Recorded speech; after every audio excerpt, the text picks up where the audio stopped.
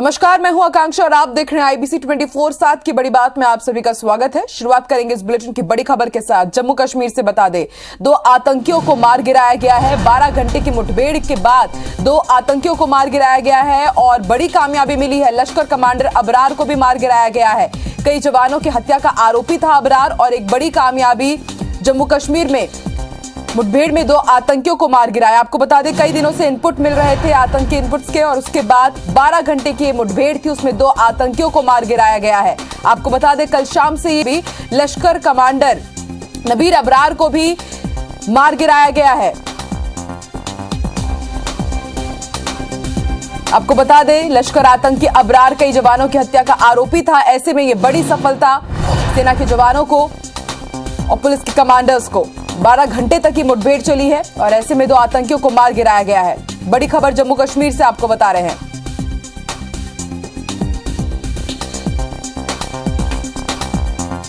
आपको बता दें, कल शाम से ही मुठभेड़ चल रही थी, एनकाउंटर चल रहा था और लगातार कई दिनों से इनपुट मिल रहे थे इंटेलिजेंस को कि आतंकी गतिविधियां हो रही है घाटी में। ऐसे में 2 आतंकियों को मार गिराया गया है। 12 घंटे तक की लंबी मुठभेड़ चली है। बड़ी कामयाबी 2 आतंकियों के गिराया गया है और इसके साथ ही हम आपको बता दें, लश्कर कमांडर अबरार को भी मौत के घाट उतार दिया गया है इस मुठभेड़ में।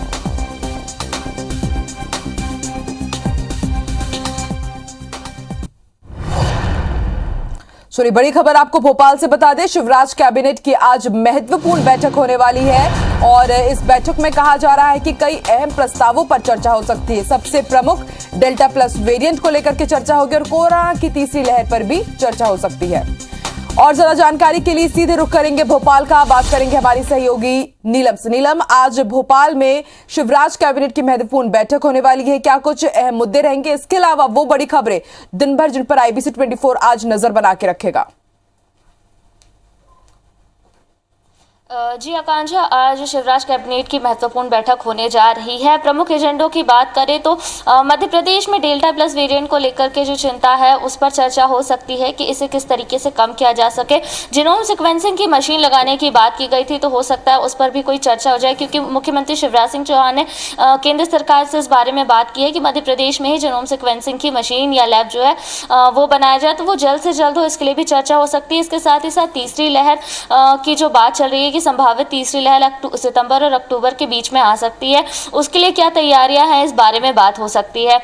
वहीं कल जो मंत्री समिति की बैठकें हुई थी उसमें जब ये बात सामने आई थी कि अभी स्कूल नहीं खोले जाएंगे, तो आगे क्या कुछ रणनीति स्कूली शिक्षा को लेकर के हो सकती है और साथ ही साथ कॉलेज खोलने को के लिए क्या कुछ हो सकता है, इस बारे में भी चर्चा हो सकती है। वहीं यदि हम कोरोना अपडेट की बात करें तो मध्य प्रदेश में कोरोना संक्रमण काफी नीचे आ चुका है। एक्टिव केस के मामलों में प्रदेशों में मध्य प्रदेश अब भारत में सबसे नीचे पहुंच चुका है। 700 के आसपास अब एक्टिव केस मध्य प्रदेश में बचे हैं, पर अब भी डेल्टा प्लस ने जो है थोड़ी सी चिंता बढ़ा के रख दी है, क्योंकि अब तक 8 मामले मिल चुके हैं और लगातार जीनोम सीक्वेंसिंग के लिए सैंपल जो है वो दिल्ली भेजे जा रहे हैं। इसके साथ ही साथ जो महा वैक्सीनेशन अभियान चलाया जा रहा है हालांकि आज मंगलवार है, इसलिए रूटीन वैक्सीनेशन के चलते केवल प्राइवेट सेक्टर्स में ही आज वैक्सीन लगाई जाएगी। सरकारी संस्थाओं में आज वैक्सीनेशन नहीं किया जाएगा। पर यदि कल के आंकड़ों की हम बात करें तो मध्य प्रदेश कल भी सबसे आगे रहा है।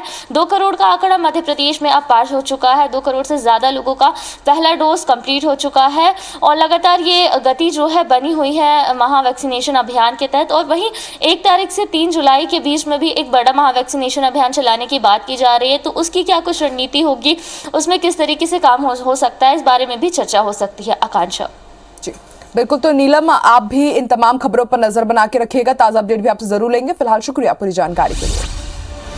चलिए बात कर लेते हैं छत्तीसगढ़ की बड़ी खबर आपको रायपुर से बता दें। सीएम भूपेश बघेल आज समीक्षा बैठक लेंगे और लगातार उनकी 15 दिनों की समीक्षा बैठक जारी है और आज इस सिलसिले में ऊर्जा विभाग की समीक्षा बैठक होने वाली है। 12 बजे ये बैठक होगी। सीएम हाउस में अफसरों के साथ सीएम भूपेश बघेल चर्चा करेंगे। विभाग के कामकाज और योजनाओं पर मंथन होने वाला है। तो अलग अलग विभागों की रोजाना समीक्षा बैठक कर रहे सीएम भूपेश बघेल और आज इस कड़ी में ऊर्जा विभाग की समीक्षा बैठक होगी। 12 बजे सीएम हाउस में तमाम मंत्री जो इस विभाग से जुड़े हुए हैं वो और अफसर अधिकारी भी इस बैठक में मौजूद रहेंगे।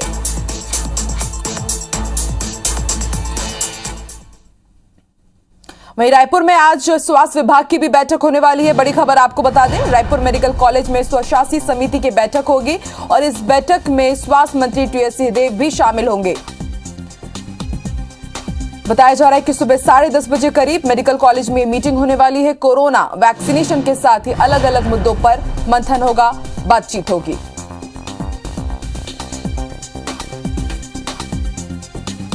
तो बड़ी खबर आपको बता रहे हैं, एक तरफ आज सीएम भूपेश बघेल ऊर्जा विभाग की समीक्षा बैठक करेंगे और दूसरी तरफ स्वास्थ्य मंत्री टीएस सिंहदेव स्वास्थ्य विभाग की समीक्षा बैठक करने वाले हैं। कोरोना वैक्सीनेशन पर चर्चा होगी। मेडिकल कॉलेज में ये महत्वपूर्ण बैठक सुबह 10:30 बजे से शुरू होगी।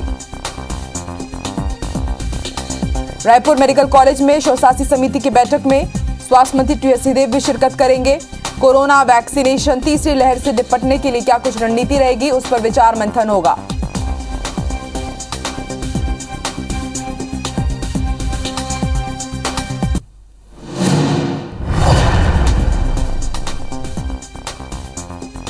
चलिए और ज्यादा जानकारी के लिए बात करेंगे हमारी सहयोगी प्रिया से, जो इस वक्त रायपुर से हमारे साथ लाइव जुड़ी हुई है। प्रिया, आज क्या कुछ खास रहने वाला है छत्तीसगढ़ का, क्योंकि देख रहे हैं हम कि बैक टू बैक बैठकों का दौर जारी है। आज टीएस सिंहदेव भी एक महत्वपूर्ण बैठक लेंगे और सीएम भूपेश बघेल समीक्षा बैठक लगातार ले ही रहे हैं।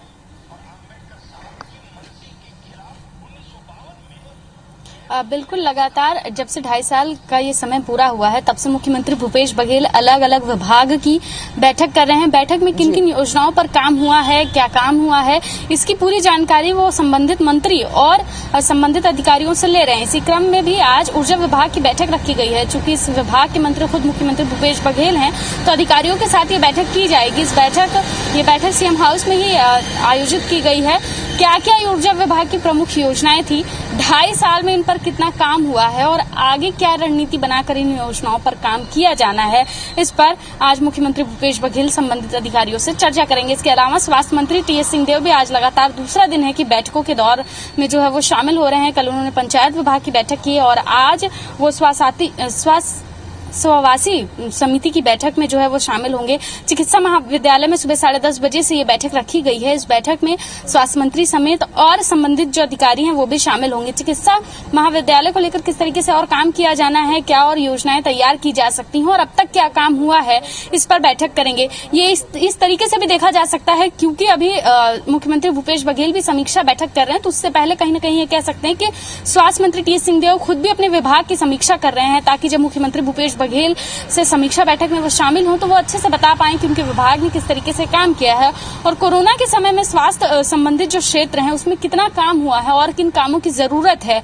इन तमाम विषयों पर चर्चा आज जो है वो स्वास्थ्य मंत्री टीएस सिंहदेव करेंगे और एक छोटा रिपोर्ट भी तैयार करेंगे, ताकि जब मुख्यमंत्री भूपेश बघेल के साथ ये बैठक हो तो उस पर भी वो अपनी बात रख सके, उनके विभाग की क्या ओवरऑल तैयारी है इस पर बात की जा सके। इसके अलावा अमरजीत भगत जो कि खाद्य मंत्री हैं, उनके कार्यकाल को 2 साल पूरे हो गए हैं और इस अवसर पर आज वो अपने निवास सरगुजा कुटीर में पत्रकार वार्ता उन्होंने आयोजित की है।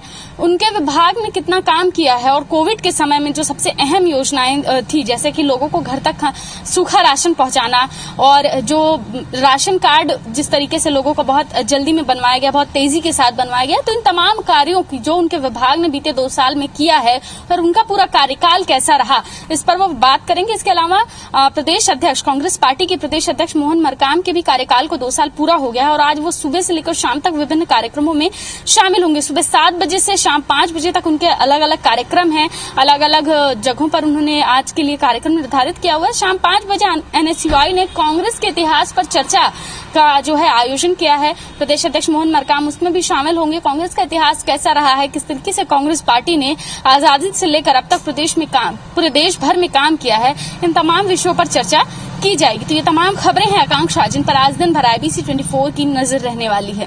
बिल्कुल प्रिया, आप भी इन तमाम खबरों पर नजर बना के रखिएगा, ताजा अपडेट आपसे लेते रहेंगे। फिलहाल शुक्रिया पूरी जानकारी के लिए। चलिए बढ़ते आगे, अब बात करेंगे कुछ दूसरी खबरों की। तो मुख्यमंत्री भूपेश बघेल ने सोमवार को प्रधानमंत्री को पत्र लिखकर जुलाई महीने के लिए 1 करोड़ टीके उपलब्ध कराने की मांग की है।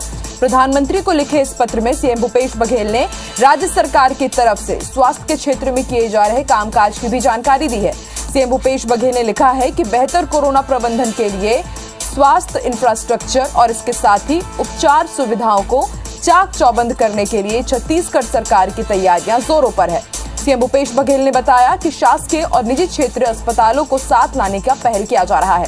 वहीं आमजनों को वैक्सीन जागरूकता के लिए भी हर संभव प्रयास किया जा रहा है। भूपेश बघेल ने पत्र के माध्यम से बताया कि 5 महीने में 16 जिलों में जिला चिकित्सालय में ऑक्सीजन प्लांट लगाए गए हैं। इससे ऑक्सीजन प्लांट में लगभग 4 गुना का इजाफा हुआ है। मुख्यमंत्री भूपेश बघेल ने राज्य सरकार द्वारा तीसरी लहर से निपटने की तमाम तैयारियों की जानकारी भी पत्र के जरिए प्रधानमंत्री को दी है। अब आपको छत्तीसगढ़ का कोरोना अपडेट बता दें। छत्तीसगढ़ में पिछले 24 घंटे मरीज मिले हैं और पिछले 24 घंटे में 6 मरीजों की मौत हुई है, यानी कि हर रोज जो डेथ रिपोर्ट है वो कम होती जा रही है। छत्तीसगढ़ में अब तक 9,93,694 संक्रमित केस सामने आ चुके हैं और अब तक 13,437 मरीजों की मौत हुई है। छत्तीसगढ़ में पिछले 24 घंटे में 787 मरीज डिस्चार्ज किए गए हैं और अब तक 9,74,049 मरीज स्वस्थ हो चुके हैं। इसके साथ ही आपको ये भी जानकारी दे दें कि फिलहाल छत्तीसगढ़ में एक्टिव मरीजों की संख्या घटकर 6,208 हो गई है। राहत की बात यह है कि पिछले 24 घंटे में कल कवर्धा और बेमेतरा में एक भी मरीज नहीं मिले हैं।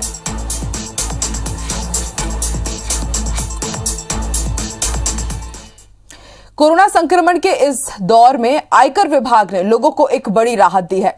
आयकर विभाग के नए आदेश के मुताबिक कोरोना सहायता के रूप में मिलने वाली राशि पर टैक्स नहीं लगेगा। अभी तक प्रावधान में किसी भी रूप में मिलने वाली राशि पर पहले टैक्स चुकाना होता था, लेकिन कोरोना संक्रमण को देखते हुए केंद्र सरकार ने लोगों को बड़ी राहत दी है। आयकर विभाग की ओर से जारी आदेश के मुताबिक नियोक्ता की तरफ से कितनी भी राशि दी जाए वो कर मुक्त होगी। परिवार के दूसरे सदस्यों की तरफ से दी जाने वाली राशि पर भी टैक्स से छूट मिलेगी। हालांकि इसके लिए विभाग की तरफ से अधिकतम 10 लाख रुपए की सीमा तय की गई है। टैक्स प्रैक्टिशनर्स और सीए के मुताबिक कोरोना काल में आयकर विभाग की तरफ से दी गई ये बड़ी राहत है।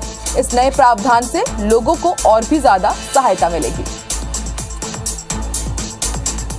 अगर एम्प्लॉयर से जितनी भी राशि मिलती है वो पूरी टैक्स फ्री है।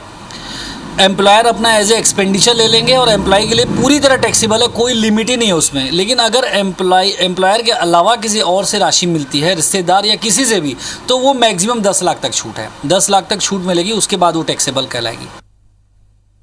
राजधानी रायपुर में लंबे लॉकडाउन के बाद एंटरटेनमेंट भी अब अनलॉक हो गया है। रायपुर में cinema hall, theatre, water park, swimming pool को खोलने का आदेश जारी कर दिया गया है।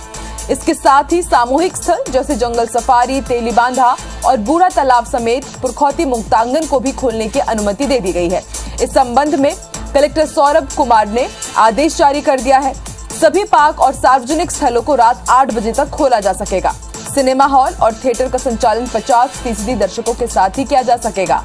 वहीं धरना प्रदर्शन, रैली, सभा, जुलूस, सामाजिक, राजनीतिक, खेल, सांस्कृतिक और धार्मिक आयोजन पर अभी भी पूरी तरह से प्रतिबंध रहेंगे। फिलहाल रायपुर में रात 8 से सुबह 6 बजे तक नाइट कर्फ्यू रहेगा। रायपुर जिले में अब भी धारा 144 लागू है।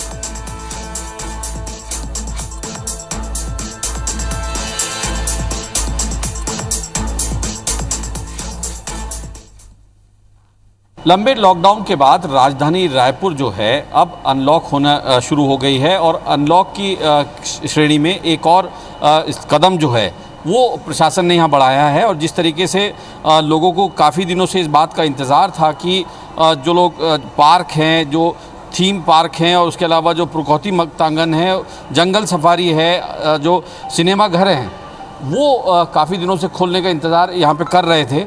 और जिस तरीके से अब जो है वो प्रशासन ने यहाँ पे अनुमति यहाँ पे जारी की है।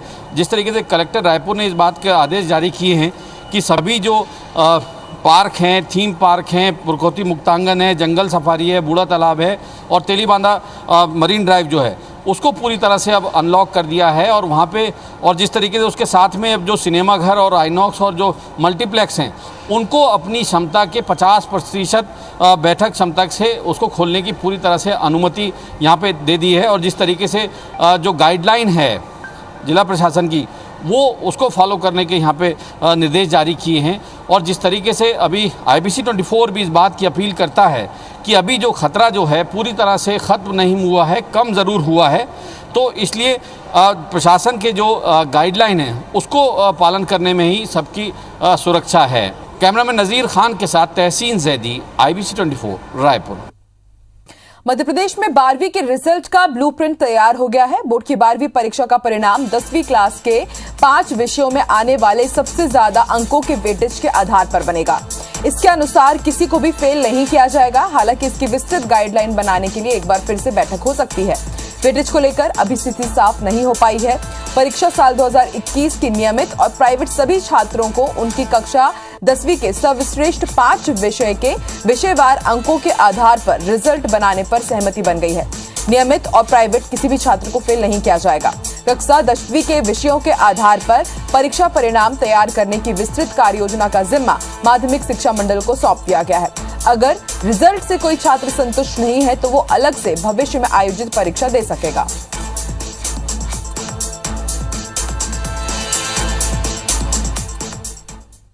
मध्य प्रदेश में शिक्षण संस्थाओं को लेकर मुख्यमंत्री शिवराज सिंह चौहान ने बड़ा फैसला किया है। उन्होंने कहा 1 जुलाई से स्कूल तो खुले रहेंगे लेकिन बच्चों को नहीं बुलाया जाएगा।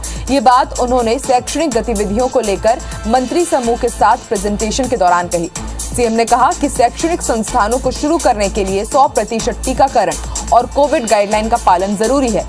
तीसरी लहर भयंकर रूप ना ले पाए उसके पहले हमें सभी तरह की सावधानियां रखनी है और तैयारी भी करनी है। इसके साथ ही BAMS, BHMS, BUMS की सभी परीक्षाएं जुलाई अंत तक ऑफलाइन होगी।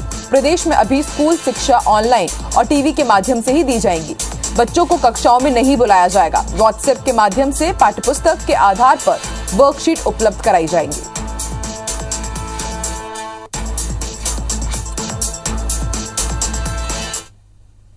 रविवार को दंतेवाड़ा के पोरदे में हुए एनकाउंटर पर अब सवालिया निशान लगने लगे हैं। पोरदे मुठभेड़ को फर्जी बताकर ग्रामीणों ने मृत नक्सली का शव लेने से इंकार कर दिया है। सोमवार की शाम बड़ी संख्या में ग्रामीण जिला अस्पताल तो पहुंचे। इस बीच पुलिस ने मृत नक्सली के शव को नीलावाया गांव के लिए रवाना कर दिया था, लेकिन ग्रामीणों ने दोबारा उस एम्बुलेंस को वापस बुलवा लिया। जिला अस्पताल में डटे ग्रामीणों की जानकारी मिलने के बाद सोनी सोरी भी अस्पताल पहुंची। ग्रामीणों के समर्थन में उन्होंने भी पुलिस पर जमकर आरोप लगाए। सोनी का कहना है कि संतोष को ग्रामीणों के सामने ही गोली मारी गई है। पुलिस मुठभेड़ की झूठी कहानी पेश कर रही है। सोनी ने एनकाउंटर में शामिल जवानों पर हत्या का केस दर्ज करने की मांग की है।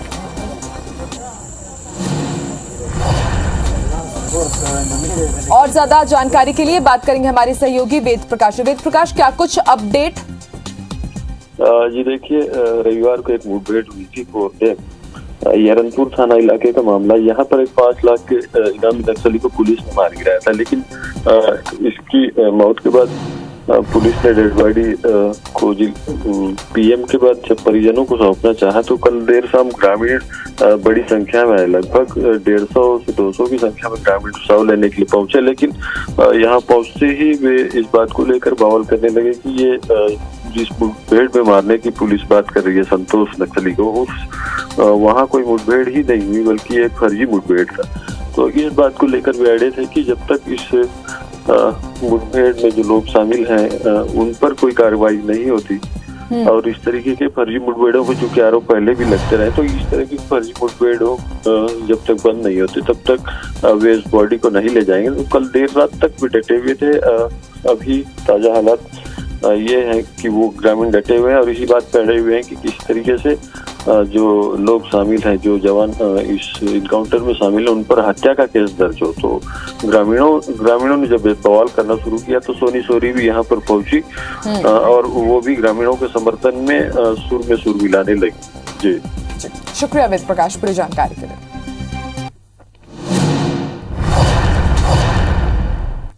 किसानों के साथ वो भी ग्रामीणों के समर्थन में सुर में सुर मिलाने लगी।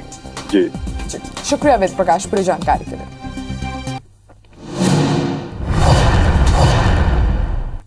किसानों के साथ धोखाधड़ी करने वालों पर अब सरकारी डंडा चल रहा है। कृषि मंत्री कमल पटेल ने उच्च शिक्षा मंत्री मोहन यादव की शिकायत पर किसानों के साथ धोखाधड़ी करने वाले मंडी व्यापारी पर सख्त कार्रवाई करने और FIR दर्ज करने के निर्देश दिए, जिसके बाद समरथमल कोठारी पर मंडी अधिनियम की धारा 33 के तहत लाइसेंस निरस्त करने की कार्रवाई की गई है।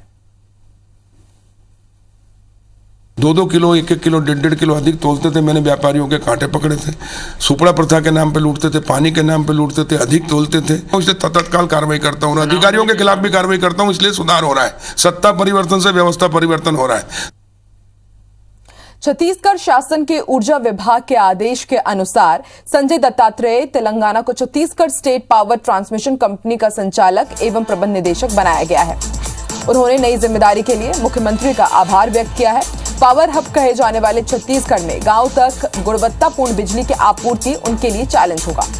राज्य शासन की नीति के अनुसार जनहित में कार्य को उन्होंने अपनी प्राथमिकता बताया है। संजय तेलंग को पद संभालने के बाद अब पावर कंपनीज के वरिष्ठ अधिकारियों कर्मचारियों ने उन्हें बधाई दी है। संजय तेलंग को विद्युत विषयक कार्यों का 38 वर्षों से अधिक का अनुभव है।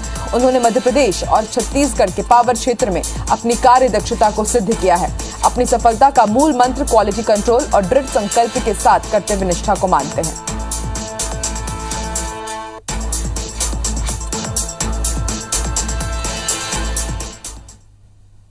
और इसी के साथ इस बुलेटिन में फिलहाल इतना ही। आप देखते रहिए IBC 24। नमस्कार।